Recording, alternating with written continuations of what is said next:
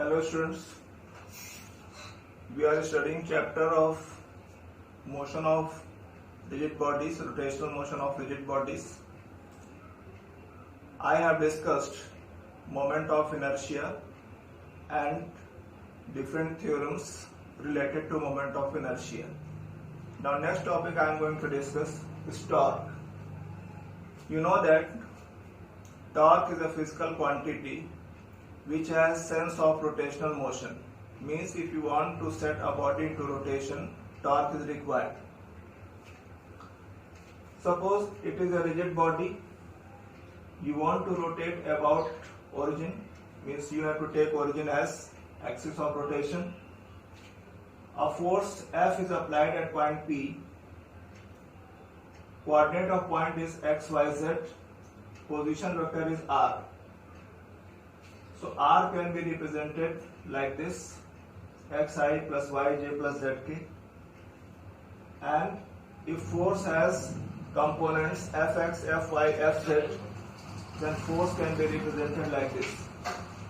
You have idea of components studied in chapter of vectors. Suppose you are understanding what is meaning of component. Torque is a vector quantity. It is given by cross product of these two vectors, position vector and force vector. And cross product can be calculated with the help of determinants. Everything has been explained in chapter of vectors. This value comes out to be this much. When you are writing I, then column and row containing I are left. Then you multiply cross yfz minus zfy. Similarly, you understand for j and k. If torque has components tau x, tau y, tau z, then this torque can be represented like this. Now compare this value with this calculated value. Here coefficient of I, tau x, and here coefficient of I is yfz minus zfy. So by comparing, you can write tau x is equal to this much. Similarly, you can compare coefficients of j and k and you can find torque.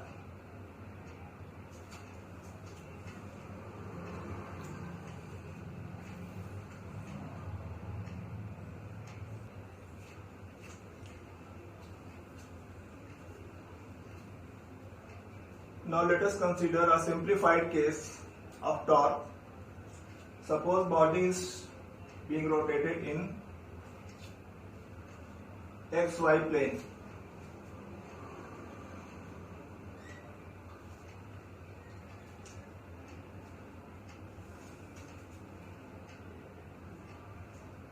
Force F is applied at point P and its position vector is r. So this is magnitude of position vector. If angle between force and position vector is theta, then this distance will be r sin theta. Means you have to draw perpendicular from axis of rotation on line of action of the force. The direction in which force is acting is called line of action. So perpendicular is drawn from axis of rotation on line of action. This force can be divided into two components. One component along radius vector or along vector r, position vector. This is called radial component. Component of force in the direction of vector r is radial component, it is F cos theta. And component of force perpendicular to vector r is called transverse component, and this value is F sin theta. By definition, torque is equal to R cross F,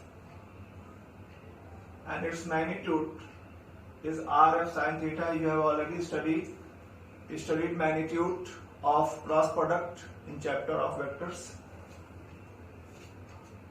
So it can be written as R, that is magnitude of position vector, and Ft is magnitude of transverse component. See carefully.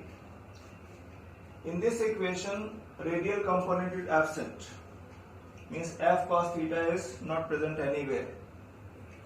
So we can say that only transverse component of force is responsible for torque. There is no role of radial component in producing torque. We can think otherwise also. Again, by equation 1 you can write tau is equal to F into R sin theta. See the diagram carefully. R sin theta is perpendicular distance between axis of rotation and line of action. So torque can also be written as force into perpendicular distance between line of action of force and axis of rotation. I suppose you are understanding.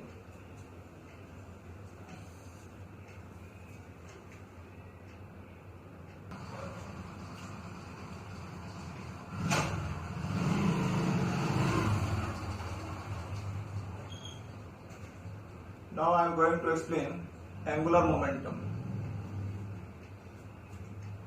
Tendency of motion in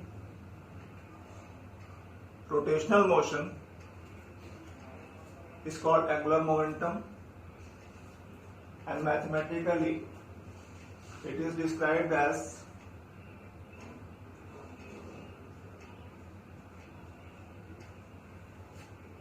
cross product of vector r and vector p. Let us suppose a particle of mass m is moving with velocity v. Position vector of particle is x, y, z. So momentum of particle p is equal to mv, and direction of momentum, keep in mind direction of momentum will be same as direction of velocity.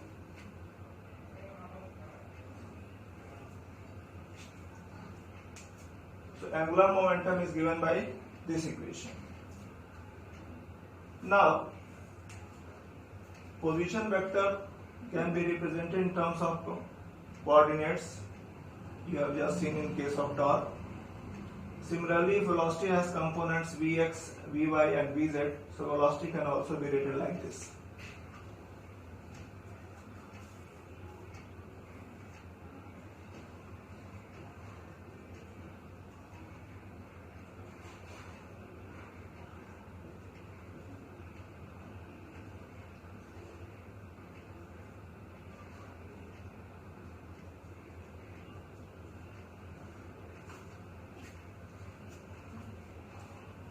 Here px is equal to myx, py is equal to px is equal to mvx, py is equal to mvy, pz is equal to mvz, means components of momentum along x-axis, y-axis, z-axis.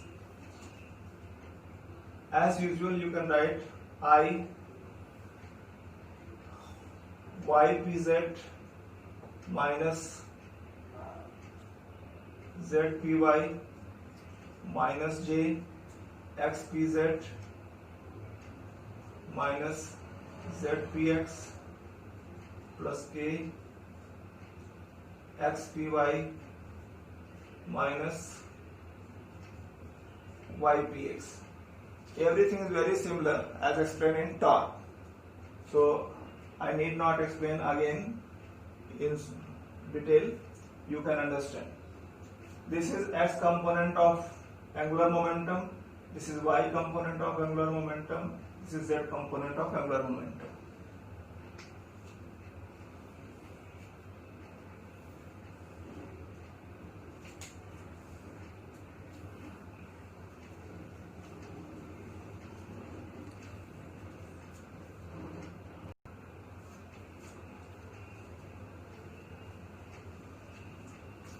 Students, now let us understand a simple case of angular momentum.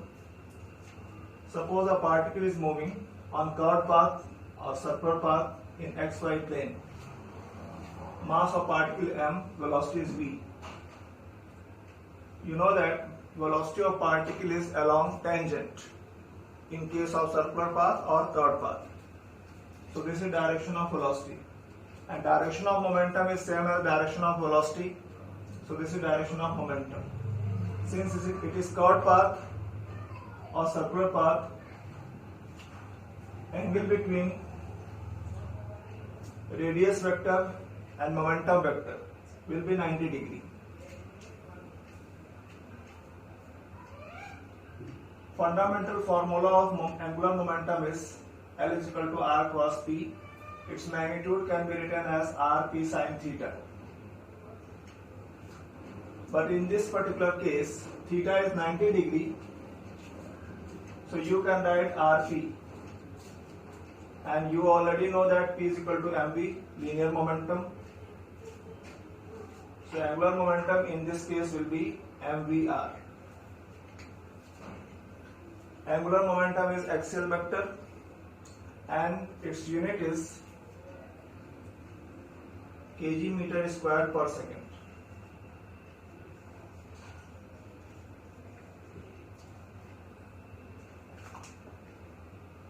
I suppose you are understanding. Please keep studying.